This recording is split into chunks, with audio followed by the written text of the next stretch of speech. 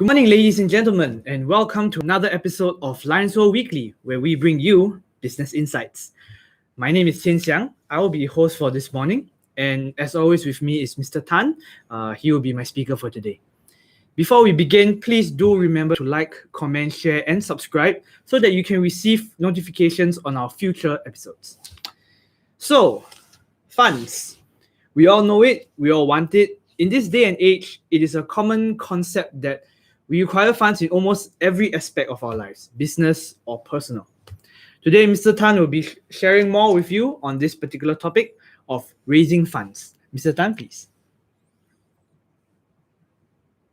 Okay. Fundraising is a bombastic word. Fundraising, the first error is that you don't have the attitude of fundraising. In my 40 years practicing time, there is so many people come to my table talk about fundraising. The first question I ask them is, why you need fund? They cannot answer. They say, if someone want to give me my money to do business, why not? These are actually wrong attitude. Now let's carefully look at fundraising. There is a couple of types of fundraisings. One is you invite a partner. One is you go and borrow money. Third is you go for a big fundraising program. Let us start from a small issues. A lot of youngsters, when they wanted to first start a business venture, they always try to pull along so-called their friends or their classmates. In fact, when you consider doing this, you really have to think carefully. The first step of pulling in a partner or invite your classmate or your friend to join you, the first question you have to ask yourself is how much you actually help, you hope them to contribute. Many a time, all these action are actually, you are not confident enough that your idea or your business will success, and you try to share risk with your classmates and friends. You say, well, I come up 5,000, you come up 5,000, the most we lose each one 5,000.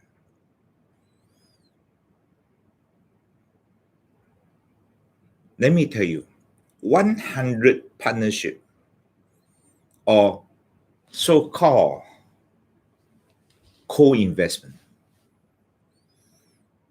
99 fail. Because the first thing you wanted to invite a partner, you must really consider, do you really need a 5,000 or you just want to let go your risk, share your risk with others? If you are certain you are trying to share risk, you betray your friends, you betray your classmate. And really for $5,000, you invite in a partner. This kind of fundraising, it is real error. When you try to invite a partner, first try to think how confident you are and how much thing you think that your business can make. Let's say you can only make $5,000 a month with your so-called 5,000 capital. the 5,000 profit is even not enough for yourself to consume. And you want another people to come in to share the 5,000 profit. So each one left 2,500. In fact, 3 person, each one only $1,000 over dollars. So 3 of them all cannot survive. End up, you will trigger so-called partnership crisis. So first of all, try to think how much can you earn from your venture before you start partnership with your friend and classmate. I tell you, this type of partnership, usually you lost a friend or you lost a classmate at the end of the day. And this, the end of the day, is not very far.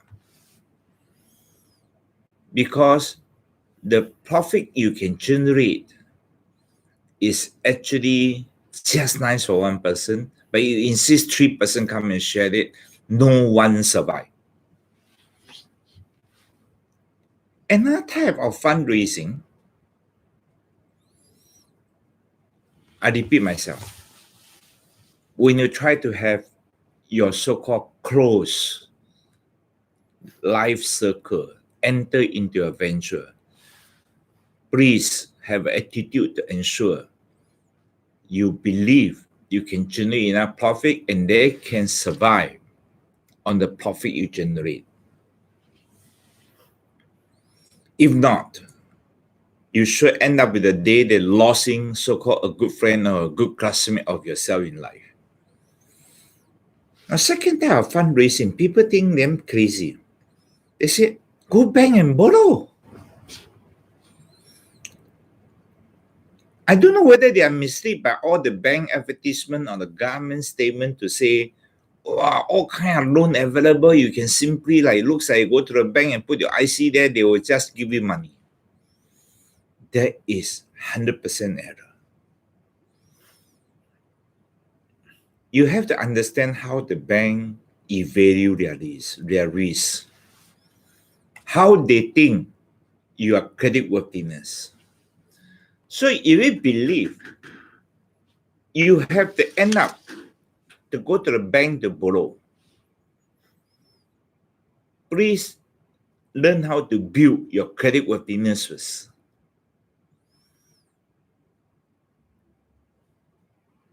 Don't believe the bank is idiot. They will just give you money before considering whether or not you can afford to repay them. Bank is not looking at your bank balance. Bank will consider many factors before they lend you money. Another type of fundraising is called go to the venture fund. There's so many people come to my table. They thought venture fund are idiot. They will just simply invest on you when you tell them, hey, I'm inviting investor, please come. They will just throw money on you. Please don't think they are idiot.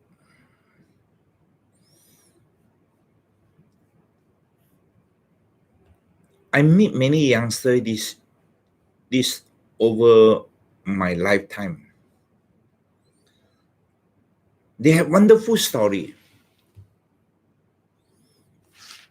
But when I ask them, where is your financial model? They don't have. They think that the fund is really free flow. When I tell them I'm going to start this, give them a dream, they will just jump in. No, they are not. A good joke, our fundraising exercise is one person, they have a so-called coffee vending machine They tell the investor, one coffee machine, I can dispense 1,000 cup of coffee. And 1,000 cup of coffee, how much can I earn? And if I can place this machine in 10,000 locations, they give a calculation of the profit possible. I tell you, he really raised a few $billion.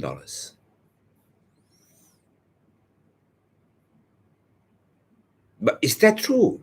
That he can achieve the tabulation that he have?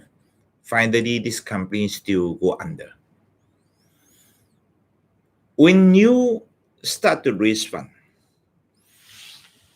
when you are a big scale of fundraising, means your target of fundraise is about $10 million and above. You have many round of fund you need to raise. Round 1, round 2, round 3, round 4. But what is round 1? What is round 2? What is round 3? No. Because you must take care. Fund owner, they don't like to see you have a lot of our shareholders, 20, 30. Because the moment you have a lot of shareholders, there'll be a lot of opinion and dispute. So they don't like that kind of idea. So they'll organize their fundraising into many rounds.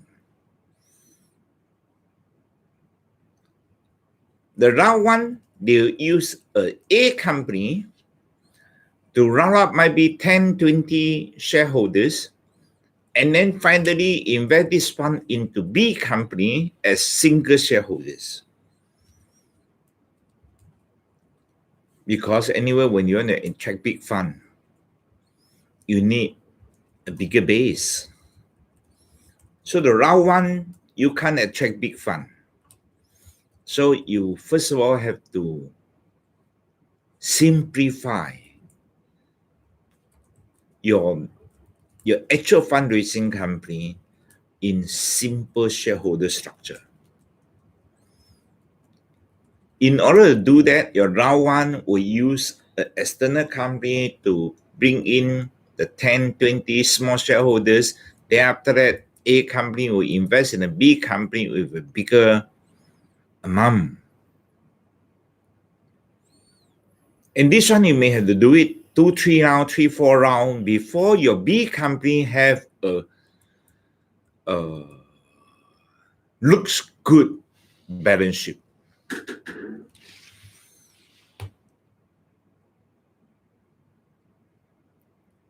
Fundraising, please have a good attitude. You are supposed to be responsible for the fund you raise. It also means if the fund invest in you, they hope for return. They are not hoping you to invite them to manage a company. They don't manage company. They are just invest on your company future. Before you go to actual fundraising to talk to the so-called significant investor, always must remember this. Tell them your future. Show them your base. And tell them how can they get out of your company. So-called the exit point. Because they're not go there for life. I invest a few million on you. Don't tell me 30 years later, then I can get my return. So they always talk about exit point. So remember, before you go to a big fundraising big skill, you have to build your base, your earning base, your balance sheet. And after you build your base, so-called the round 1, round 2, round 3 fundraising, then please, when you have all this fundraising, don't just buy yourself a good car, good office, luxury life, and spend their money for fun, which a lot of people do now. Because spending other people's money with no feelings. Then when you got the base done, you got the route layout, then now you got the plan. How can you tell the big fund investor when they can get out?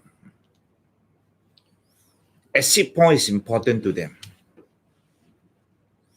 And make sure the exit point is possible to execute. Some people tell me when they come to my table for fundraising, they say, oh no, I will earn a lot of money. But when I ask them when can the people get returned and get out of your company, they say, no, the one I never think. So the people give you money, 10 million, 20 million, without knowing what they will be in the next time. Say, what's the point of investing on you? Never think the fund investor is really stupid people. They are compulsory to hug you and give you the money without wanting return. And when you yourself want this fund, please ensure you have a plan to make this fund making money for them. This fund is not for you to buy a Rolls Royce, a good car, a good office, employ beautiful ladies as your secretary. It's not for this. These funds are supposed for you to make money. If you don't have plan for making money and you start raising funds with your dream, they are another form of cheating. Well, you end up finish your money and go back to the zero. When you go to the bank to borrow money, please ensure you are truly believe you can repay the loan. The moment you are confident of repaying the loan, that's where people will trust you to lend the money. Another type of fundraisings, because depend on the government grant.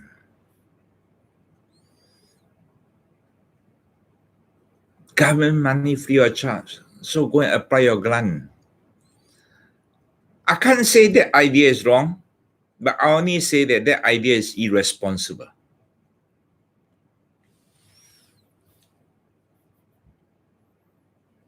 Don't try to cheat the grant.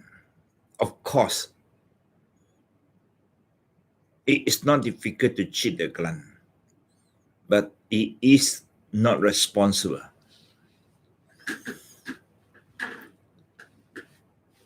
So, and always remember this.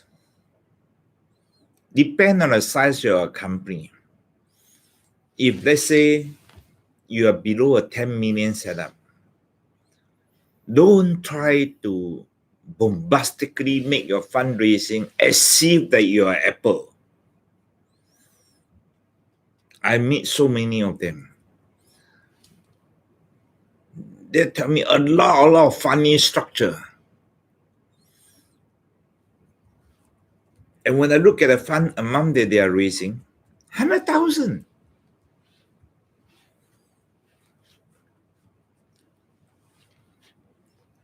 I asked them, do you know the cost of maintaining such a complicated structure?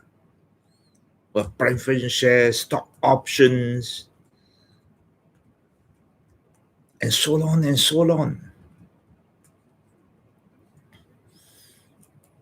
This is not a game you will play because these are heavy consulting costs. So you raise 100,000, you spend 20,000 on consulting costs, legal documentation.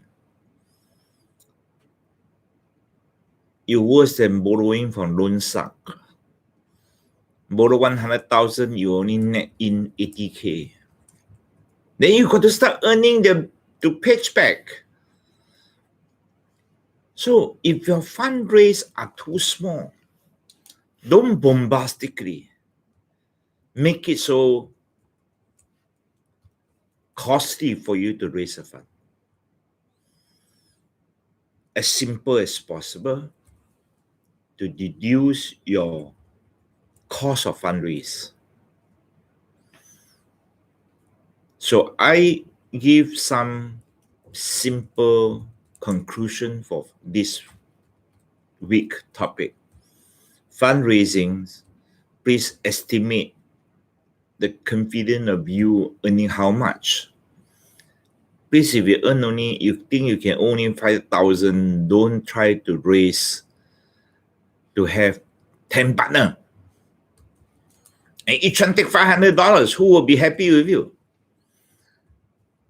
Please do not believe your fund are stupid. So make sure you can return them the reasonable figures. And please don't believe the bank are stupid.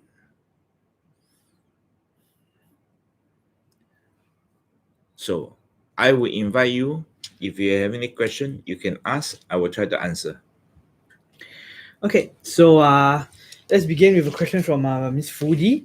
How do you build credit worthiness? Because you mentioned that investors and banks might not be willing to loan you money or invest money in you if you don't have a certain credit worthiness.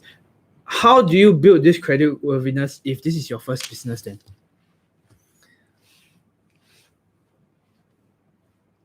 Let me tell you this. Credit worthiness is built with times. You must really learn how to pay tax, have a good tax return. You must really have a transaction record in your bank statement, mean in and out, for at least 6 months to show that you are active fund transactions, means your business are active. Third, really present a good case why you need the money. Many people are very scared of paying tax. Paying tax is credit worthiness. So pay a bit of tax, build your transactions, and present your story well. Then your credit worthiness go up. And your company balance sheet must be well structured, because the bank, based on the system, they key in a number, then all kind of ratio come out. So like current ratio, asset ratio, and so on. So make sure all these ratio you can go and get from textbook. The bank also follow textbook. Ensure they believe you can repay the loan. The credit worthiness will come from your ability to repay loan. Next question. Oh, another viewer did also ask, you mentioned investors looking for investments to invest in the company. So what exactly do you think they're looking for? Because you also did mention things like exit plans, how you're building up the plan, how your company will earn money. But what is it exactly that they're looking for in order before they make their decision whether to invest in you or not? Misses are make my man. In fact, the venture capital, so-called the investor, the first thing they look at you is, of course, your idea. Second thing they look at you is, do you have a management team?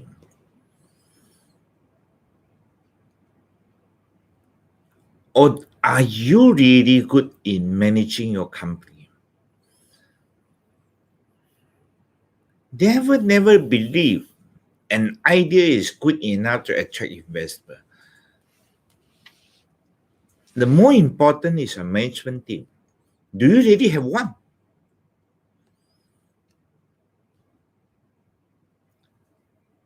Your management team presentation is very crucial to investor because they trust the human being who manage it and not trusting just the idea.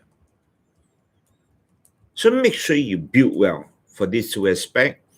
And of course, you must also tell them how are you going to make them a return. Do I have a next question? Yes. But before that, can I just say that is it correct to say that in that case, investors are more interested in how your company is run and not what your company does as a business?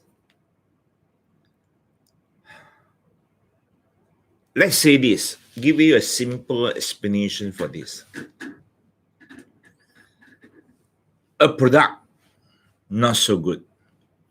But you have a fantastic salesman or a fantastic marketing team, the product will also success. So is it the team selling the product important or just a product? Think about it. It's definitely the team. Okay. Next question. So Miss Jessica asks, is venture capital a worthy investment? Because there are many such venture capital firms nowadays, but don't seem to work out really. This question, I think, let me think you are talking about unit trust. You're talking not capital, what they call it, invest in venture capital. You're trying to invest in unit trust. And you think unit trust is venture capitalists, they just invest in other company. It sounds the same, but not the same. Not the same. Unit trust. What is unit trust?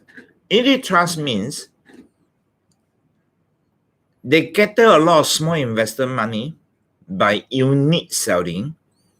One unit how much, one unit how much. And then after when they pull a big sum, they help this small unit because anyway you have $1,000 you can't invest. Nobody will want you to be the investor. For $1,000, I add one shareholder, there must be a joke. So this unit trust people pull all these small fund investors, so-called 1,000, 5,000, 10,000, they pull together. After they pull together, then they bring a lump sum investment into A, B, C, maybe 3 or 5 or 6 companies.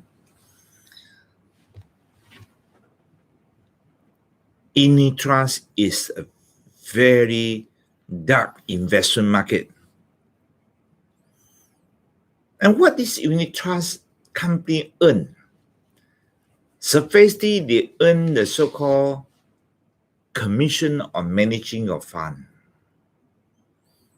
But if you go back to the office, you look at the number of people they employ, you look at their layout, you will have a doubt. Is a commission amount enough to support such a company operation? You go and count their overhead and you count their commission. You realize it may not be. They can't even break even. So they are doing charity? Behind story, I cannot speak here. If not, they will sue me. But unit trust is a very complicated operation.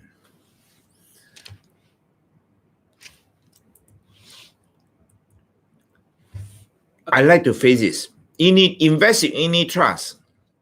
So-called if we invest in venture capitalists, is a game. You got no got to gamble, you tumpang other people to gamble. That's all. Next question. Okay, perhaps we have time for just one more question. And this viewer has asked a question that's quite relevant, perhaps. How exactly do you find investors, though? You have 2-3 ways of finding investor. One, of course, your living circle, your friend, your classmate. But I say, if you can make the return for them, please go ahead to hold many lunch meeting and get them believe in you. Start your round one. You get each one $5,000-$10,000. You get 10%. You got 100,000, and you have the first round. But if you don't even have this, mean you don't have living circle,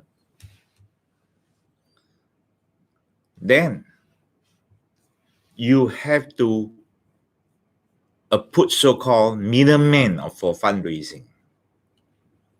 I do that in the past, but I'm too old to do now.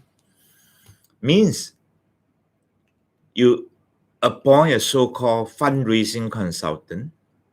He uses his living circle to help you to raise funds.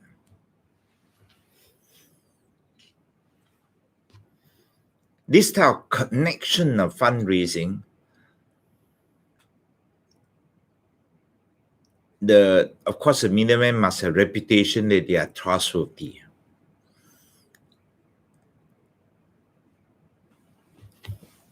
So, raise fund have two choices: your own living circle, or you approach a consultant.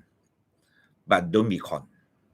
Approaching consultant is a risk, because a lot of consultants, they have the really longer called consultant. Do I have a next question? Well, it seems we are quite out of time for today. And in any way, please be careful when investing and choosing to invest. But I'd like to thank Mr. Tan for taking his time to speak about this subject with us today. And as always, please do remember to like, comment, share, and subscribe for future notifications of our next episode. We will be back next week with another episode of Lions World Weekly. Thank you very much for tuning in, and have a wonderful day.